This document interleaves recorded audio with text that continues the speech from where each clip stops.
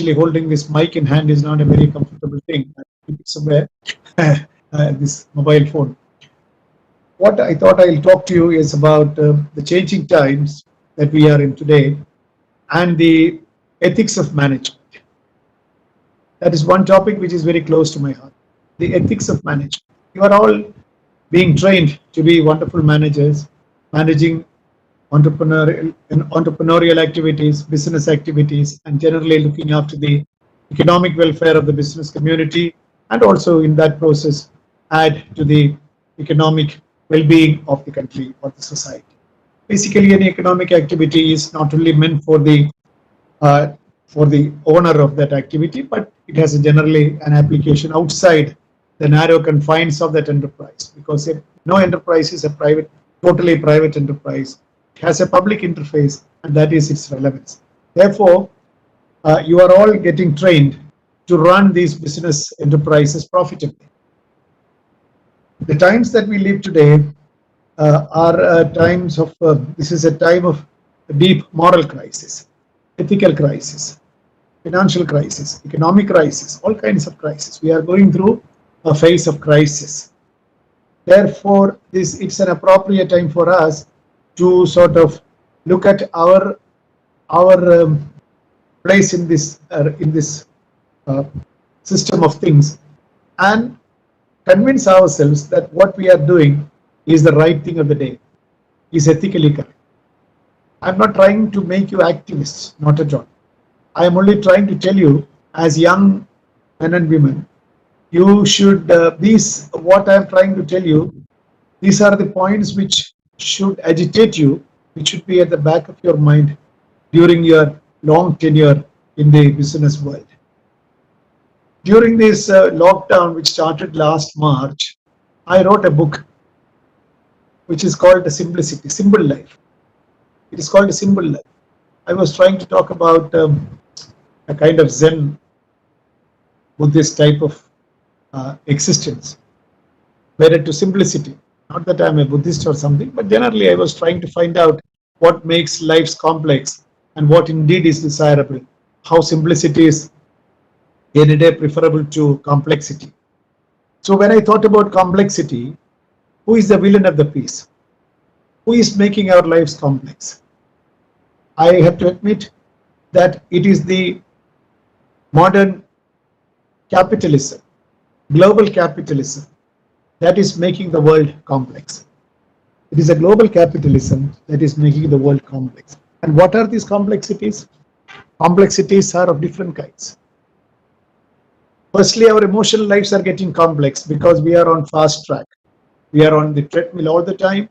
Therefore, there is a lot of emotional upheaval, stress, all kinds of things.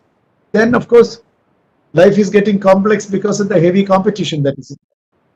The global production network, the production system, capitalist production system, depends on a few assumptions. What are these assumptions? One is that every individual is a consumer, or ideally he should be a consumer. If he is not one, it is in our interest to make him a consumer. That is a basic premise of global capitalism.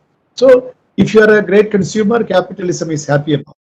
And capitalism wants you to consume more and more. Therefore, we are caught in the trap of this mirage. We are caught in this mirage of consuming more and more so that we think our lives become comfortable, enjoyable, and enriched, or whatever it is, But at the same time, we also find out that this great tantalizing power of consumerism is not in fact making us happy, but making us more and more unhappy and complex. From that point, I wanted to elaborate the thesis that life is worth living if it is less complex. Okay. And in order to make life less complex and simple, we have to get over certain notions about what is important in life, what is of primary value in life, and what is valueless. So you keep on thinking about these things, and then you understand that capitalism wants to make you consume more and more. Capitalism wants raw materials. Capitalism wants more and more production. Capitalism wants more and more capital into it. And therefore, in its great greed to produce more and to force you to consume more. Capitalism today is fairly reckless in that we create all kinds of environmental disasters. We are not concerned if your oceans are becoming dirty. In Atlantic, there is a great I think it's called an island or whatever. I forget the name. Oh, it's a garbage island. I think around 400 square kilometers or something. All our rivers are polluted. All our oceans are polluted. Our soil is polluted. Our air is polluted. It's all because of this vandalism, this great obsession with consumption, great obsession with production, unethical practices, in order to sustain this great empire of capitalism and consumerism, demand and supply. This machine, this upward spiral has to go on at a very heavy price. All the talk about climate change is nothing but the price we are paying for sustaining this developmental model. That is why by the turn of the millennium, by the turn of the century, which was also beginning of a millennium, the United Nations came out with Millennium Development Goals. Further, it was refined to call it Sustainable Development Goals, which talks about simple things, including environmental sustainability, poverty alleviation. On the one side, capital or profit accumulates, wealth accumulates. The other side, poverty is on the increase. The difference between the have and the have-nots is widening. All kinds of things in the economic sphere is getting skewed. People are leading more and more miserable lives, one section of people. So this is the context in which we are living today. The present scenario of COVID pandemic, which has impacted all the aspects of life, including our emotional lives, including your love life, for all matter, including you as a parent, as a son, as a daughter, as a consumer, as a producer, as a merchant, everything, whatever be your role, it has all been impacted adversely in unprecedented manner and gravity by this pandemic. Therefore, life after the pandemic is not going to be the life before what it was like before the.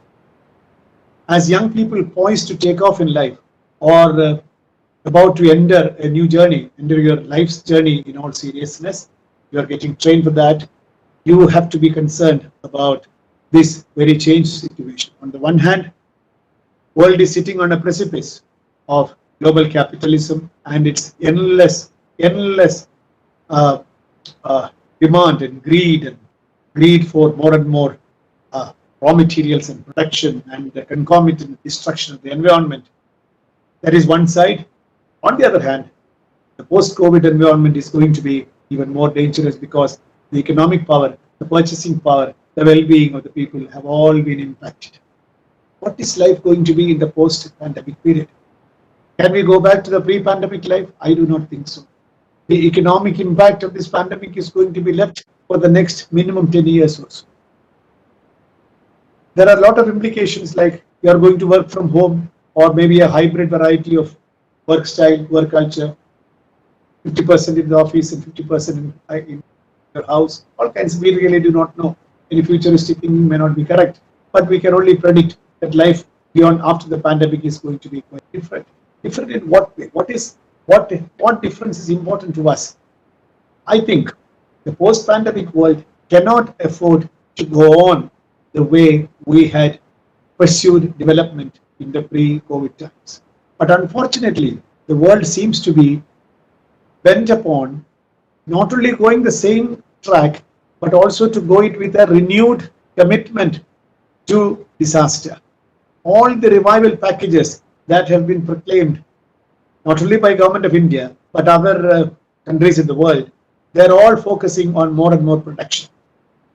More and more protection without any concern about what impact it is going to have on the sustainable quality of life. I think if we have to go back to a more conservative lifestyle, if I may say so, where wealth is more equitably distributed, I think a new growth paradigm will have to be consciously cultivated. This is not in your hand or my hands. The economic machine will take care of itself. The economic machine has its huge impact on a huge grip on all the governments of the world. So therefore, we are actually powerless. Recognizing full well that we are powerless as individuals, I would like to tell you that in the post-COVID world, when things are going to be more and more difficult, where purchasing power of the people are going to have already fallen, we cannot pursue the growth tangent or the growth trajectory that we were projecting in the pre-COVID times. There is a new dimension of ethics, ethical dimension to management. That is what I would like to drive home today to the young management aspirants who are listening to this. When I say ethical management, I am not saying that you should have religious values, nothing like that. There is nothing religious about it. This is ethics, pure ethics. You will immediately ask me, supposing you are joining a multinational corporation or a national company, and that company has ideas and it has its own strategies, and if you find that you are not comfortable with those strategies as a new entrant, how do you correct it? Difficult, because you are taking up cudgels against a sea of trouble, as Hamlet would say. Nobody will accept you, because if you are a troublemaker in any organization, you are not going to be accepted by people. Therefore, I'm not saying that the moment you enter an organization, be a change agent. I'm not saying. But your ethical framework within you should be kept undying. It should be alert. And what are these ethical dimensions? I don't have a prepared paper to talk about it, but I think I'll write a paper on this.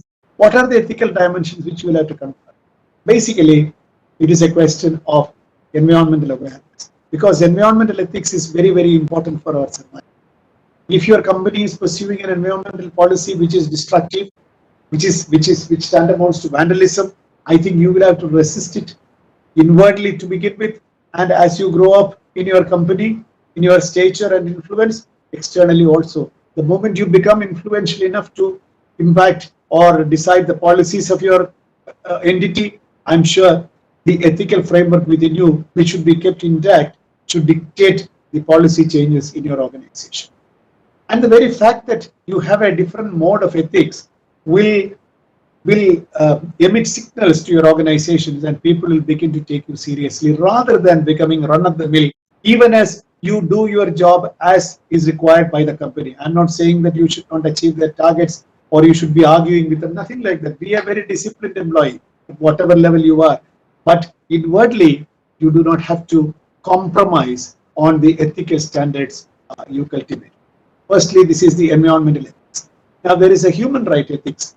Human rights is supposed to be a very, very inflammatory word in our society somehow. In a democracy, human rights should have got a much more prime place. Unfortunately, every human right activist is supposed to be an anti-national. That is how we have developed a discourse or a narrative.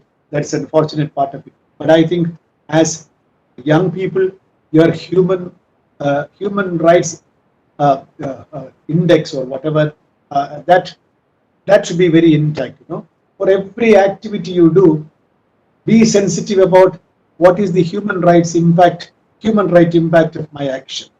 Is it stealing somebody's human rights, entitled human rights? If so, be aware about it to begin with. And when you come to a position of power and importance, change those policies. But what happens most of the time is that you start your life with all these sensitivities, but once you enter an organization, your sensitivities get slowly deadened, or rather it becomes muted or flat.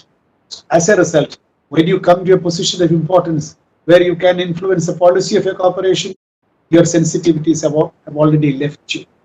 That is the biggest tragedy of a young man or a young woman. Do not allow your sensitivities to get eroded. Keep that flame of this moral dimension, ethical dimension intact in you. Keep it burning. Keep that flame burning. And it will definitely have some impact. So the human rights angle, the environmental dimension of your decisions and activity. And then thirdly, the inequality. Is your activity going to heighten inequality? You may not be able to do anything, but be aware of it.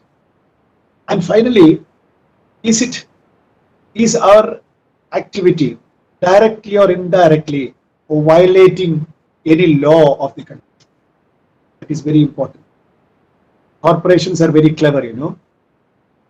They will obey all the laws in spirit, in letter, but not in spirit. You should be aware whether your corporation, your company is only ritualistically obeying the laws, or do they really respect the laws? Is any violation taking place which is technically possible? I think these four sensitivities are four pillars of the edifice of your career personality. I think this concern about the ordinary man, his rights, his status, his position, his livelihood, all these things are very important. After all, a management executive or a manager is not doing any charity work. He's not working for the upliftment of the poor. It is not social service. But mind you, no economic enterprise can survive, can succeed unless the society has the buying power, purchasing power. Unless that society wants that service or that product, what is the point in producing the product? Therefore, if we progress, everyone progresses. If the rich man progresses, the poor man also should progress. If the rich man alone progresses, his progress will stop after a while because there is nobody to buy his products. So if we sing together. If we grow further, we grow together. Therefore, if we are going to be together with the ordinary people with us, this dimension, this ethical dimension of management is of utmost importance. Otherwise, it will be like the story of that lays the golden egg. You know, it is like that. That is what happens most of the time. Unethical companies are interested in short-term goals, in short-term results, whereas ethical companies are more concerned about sustained reputation and sustained growth. It may not be very steep graph, but a gradual gradient, but sustainable gradient. I think in our lives also, our growth tangent also should not be an inverted V. Immediately you go up, an inverted V has to come down also. You know? So it is better to have a slow gradient, but sustained ethical gradient. In order to achieve this flame of ethics, ethical dimension to our life should be kept a flame. That flame should not be put out. And that flame can be kept only by cultivating a few personal qualities. I'll stop with that. That is, these personal qualities are nothing but a sense of humility. That is, we are here to do a service, maybe through business, maybe through making profit, but nevertheless, it is a service. Have concern about the poor. Be not be obsessively selfish. Be not be flamboyant. Beyond a point. Little bit of flamboyance is good, but not beyond it. So this kind of ethical dimension, the management is something which is not only good for your company, but also good for you as a person, because you will be valued for what you have not done for yourself, but what you have done for others while you were occupying a position. I'll stop at this. If there are questions, thank you very much. Thank you very much, sir, for your eye-opening talk today. These are also values everyone should inculcate in their lives, not just as part of institution or organization.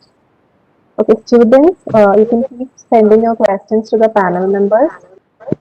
Panel members, you may start asking the questions to the Honorable Chief. Sir, good evening, sir. Good evening. Sir, first question. As a senior Indian administrative officer, what is your opinion about Kerala's economic policies? Kerala's economic policies, you mean? Yes, sir. Yes. You see, Kerala's economic policies are not a very simple option. You should also imagine the plight of the policy makers. Kerala's capital base is very poor. Our industrial base is poor.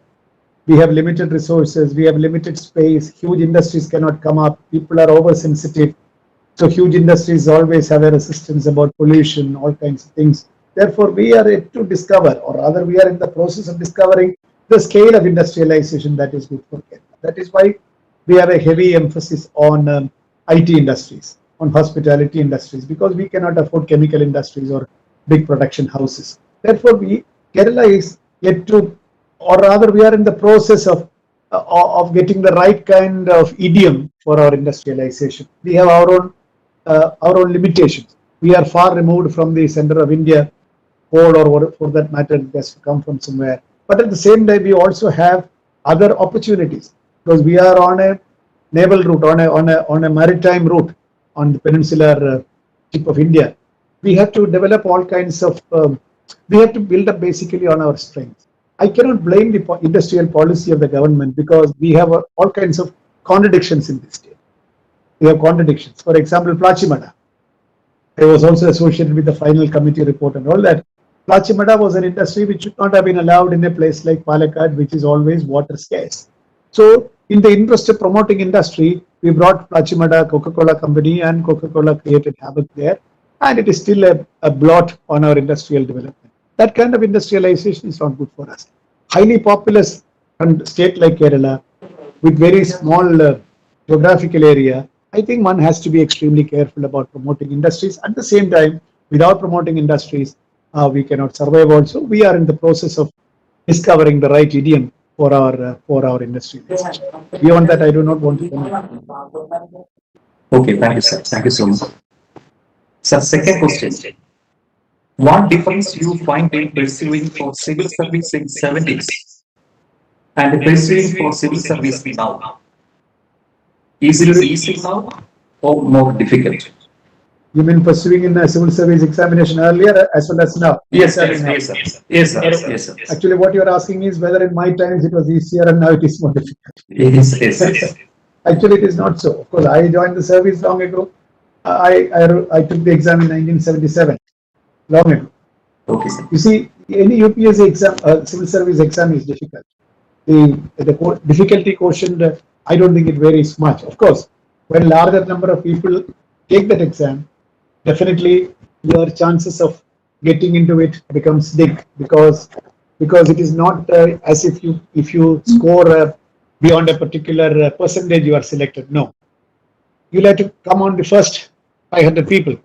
So you really do not know what the other guy is writing. Therefore, with more number of people joining the examination, your selection process becomes tougher. That is all. I don't think the difficulty quotient has really gone up. It is because the competition has become stiffer because larger number of people are attending this. That is all. I don't think otherwise it has become slightly lighter. That is what I think with more. Then of course, now there are two tests. You have to have your prelims also. Somebody very bright boy or a girl could have qualified, but he may not qualify for the prelims for some strange reason. There are so many people like that who could not clear the prelims. Had he cleared the prelims, he would have come out in flying colors. All these things happen because there are larger number of young people aspiring for the job and the number of jobs has not increased. I think that is what my take on that. Thank you, sir. Thank you so much.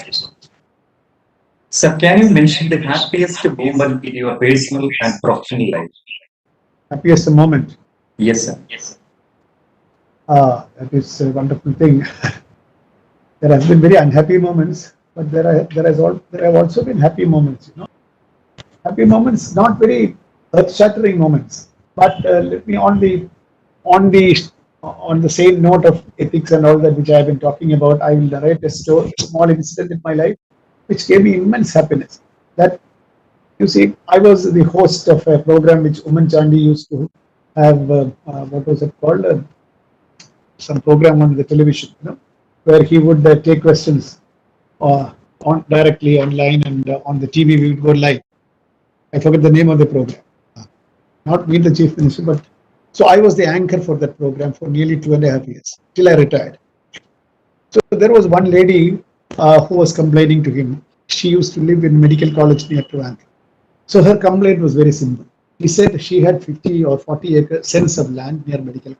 Her husband passed away long ago when she has two children, two girls. They were very small when the husband passed away. So he assured before he died, they give you 40 cents of land. By the time they become of marriageable age, the land will be very expensive and you'll be able to sell them off and use it for marriage. So likewise, when the girls became old enough for marriage, she tried to sell it only to discover to her great astonishment and shock that the land cannot be sold. Why? Because it has been blocked for the future development of Trivandrum. So this came on live, on telephone. So Chief Minister did not have the details. So I told the CM, but there was a town planner sitting there. So I asked the town planner, is it possible to freeze a land forever? He said, sometimes we do it very casually. He said, for an institution like medical college, we might require it. I said, under what law? So he said, fumbled something. So I went back to the office and issued a letter saying that I may be enlightened as to under what law you have been blocking the development of this area forever. He did not have an answer. But then I started this process. And then I retired. I went to University Vice-Chancellor. So after 3 months or so, I get a phone call from a stranger saying that, sir, the paper that you have initiated that finally has come to fruition and the entire area has been defrozen. They have defreezed it and now anybody can sell the property. So I said, if government wants to acquire it, you pay compensation and acquire it. But you cannot freeze it. You will neither like dog in the manger policy of the government is not good. Because we attended to it, Chief Minister was interested, I could release around so many cents or acres of land which people could sell and live their life. That was a moment of great satisfaction for me. These are small things. And secondly, I was the person who was responsible for coining this Kerala God's Women. That is another thing. When I go to Delhi and all that, people try to talk about Kerala tourism as if I am a stranger. So I said long ago in 1988, I am the one who coined this. That is also, these are all very happy moments, you know. So I have not written an autobiography. I am not a great man, but if I ever write my memoirs, there are hundreds of such instances. Thank you. Thank you so much, sir. Sir, you have written more than 100 songs. Hello? Sir, you have written more than 100 songs. Sir, which is your favorite song? Sir, which is your favorite song? Can you please sing a song for us?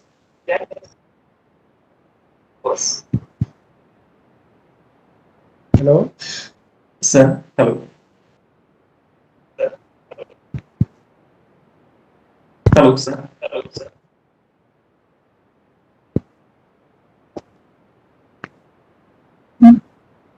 Yeah. Hello, sir. Was there a question? Sir, you have written more than 100 songs. Pardon? Sir, Could you repeat it? Sir, you have written more than 100 songs. Which is your favorite song? Actually, that Can you statistic please- is not correct. Yeah, I'll tell you. Your statistics is not correct. Can you please sing a song? No, For us. I'll tell you. I have written songs for not 100 songs. I have written songs for more than 110 films, and a number of CDs and albums. And every song is dear to me when it is written, but some songs become more popular with people. So I am fond of. I cannot sing. You know, I don't sing except in my very private moments. I cannot sing, but there are wonderful songs. For example, one of the old songs like Sayantanam Niralvishila in Olivagaram. It's very good. I'm very fond of it. Then S.P. Balasubramaniam has sung a song in the film Butterflies, Pal Nilavile, Pavanidal. All these songs are very dear to me. I must have written around 400 or 500 songs, maybe 350, 400 songs for films, and another 300 songs for other occasions. So every song is dear to me, but there are some dearer ones. Okay, thank you, sir. Thank you so much. Thank you. Shall I? Sir, last question. Okay. Yeah. സാറിന് ഒരു IAS ഉദ്യോഗസ്ഥനായിട്ടാണോ അതിന് കവിയായിട്ട് അറിയാനും കൂടെ ഒരാൾ താല്പര്യം? ഞാൻ പല പ്രാവശ്യം ഉത്തരം പറഞ്ഞിട്ടുള്ള ചോദ്യമാണ്. IAS ഉദ്യോഗസ്ഥനായിട്ട് ജോലി ചെയ്തതിന് എനിക്ക് സർക്കാർ ശമ്പളവും ഇപ്പൊ പെൻഷനും ഒക്കെ തന്നിട്ടുണ്ട്. So I do not want to demand that I should also be remembered as a civil servant. Civil servants are better forgotten, or mostly forgotten. Better അല്ല, are mostly forgotten. പക്ഷേ ഒരു കവി എന്നുള്ള നിലയ്ക്ക്, ഗാനര ചെയ്താവ് എന്നുള്ള നിലയ്ക്ക്, എഴുത്തുകാരൻ എന്നുള്ള നിലയ്ക്കൊക്കെ, ഒരു കൾച്ചറൽ പേഴ്സൺ എന്നുള്ള നിലയ്ക്കൊക്കെ I would like to be remembered along with other poets and writers. Where I do not want to give up. And whereas as an officer, I have no complaint if nobody remembers. അതിനെപ്പറ്റി എനിക്ക് യാതൊരു ചാഞ്ചല്യവുമില്ല. I'm very clear-headed in mind. I keep on writing now. In fact, my official days are over. I'm retired because I have a work. I work for Institute of Management in government. But then my heyday of my official life is over. And I will not. അത് എന്നെ ഇപ്പോൾ ആരെങ്കിലും ഉദ്യോഗസ്ഥനായിട്ട് ഓർത്തില്ല എന്ന് പറഞ്ഞ് എനിക്കൊരു പരാതിയില്ല. പക്ഷേ എന്റെ കവിത ആരെങ്കിലും ഒക്കെ വായിച്ചാൽ I will be happier. That is it. Because every poet or every writer actually എന്തിനാണ് എഴുതുന്നത് ചോദിച്ചാല് people or any art for that matter is a struggle against mortality, about oblivion. നമ്മൾ വിസ്മൃതരായി പോകുമെന്നുള്ള സബ് കോൺഷ്യസ് മൈൻഡിന്റെ പ്രതിരോധമാണ് നമ്മളെ കൊണ്ട് ഏത് കലാപ്രവർത്തനം ചെയ്യിക്കുന്നത്. Because art outlives life. Michelangelo മരിച്ചിട്ട് കാലം കുറെ ആയില്ലേ, പക്ഷെ we still remember him. Da Vinci മരിച്ചിട്ട് കുറെ കാലമായി. സോ ഷേക്സ്പിയർ മരിച്ചിട്ട് എത്ര നൂറ്റാണ്ടായി, but still we remember him. Is along with us. I think it is a struggle of the human mind to outlive your mortality that makes you an artist. In smaller ways, I am also like that. Okay. Okay, thank you, sir. Thank you so much. So, sir, okay. അപ്പോൾ താമസിച്ച് തുടങ്ങിയെങ്കിൽ 7 മണിക്ക് നിർത്താം. 7:05. Yeah, I'm reaching the closing. Nisha. Yes. So, such an amazing session by her today. Now I request Gautam Bimal, student of DCSMAT, for the water.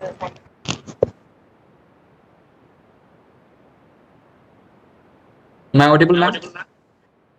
Yes. Yes, Gautam. Today's most honorable and decorated speaker, Mr. K. Jayakumar IAS, sir, a most admired and respected chief facilitator, Mr. Ravi DC, sir, Dean of DC School of Management, Dean of DC School of Architecture, Director, Principal DCS, respected professors, faculty members, and my dear friends. Good evening to one and all. I feel truly honored to have been given the chance to propose a vote of thanks in such captivating and enticing a session led by one of India's finest, Mr. K. Jayakumar IAS.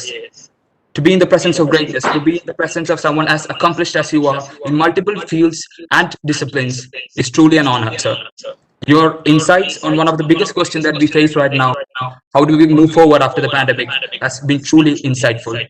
In such trying, uncertain times, your words of wisdom sure to lead us in the future journeys that we choose to embark. On behalf of DCSMAT community, I thank you, sir, from the bottom of the heart. Thank you very much. I must remark a proficient sense of gratefulness to our chief facilitator, Mr. Ravi DC, sir, for all the support and encouragement that he has shown throughout to each and every member of the DC community. I thank you, sir.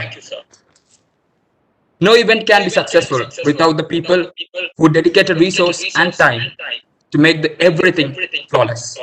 On behalf of DCSMAT, I take this moment to thank respected Dr. N. Ramachandran, sir, Dean of DC School of Management, Architect Syriac team, Dean of DC School of Architecture, Dr. Srikanth Sri, Director, Principal of DC School of Management, Mrs. Asha Thomas Fen, Corporate Relations Manager and Student Counselor, Professor Sudeep Cherian and Professor Renu Matthew, coordinators of Webinar 2.0, Professor Brandon Perez and Professor Sanal, panel members, Architect Nisha Nelson, Master of Ceremony, and all other distinguished faculty members for organizing this wonderful training session and webinar. I also take this moment to thank each and every vibrant DCN who have represented their values and questions and for being active listeners. I wish you all a wonderful evening. Thank you. Thank you very much. All the best. Let me exit. Thank you. Thank you, sir. So we have reached the end of the session. Let me remind you, we have another session scheduled for 6 o'clock this Friday. Please join us. Have a good evening. Thank you very much.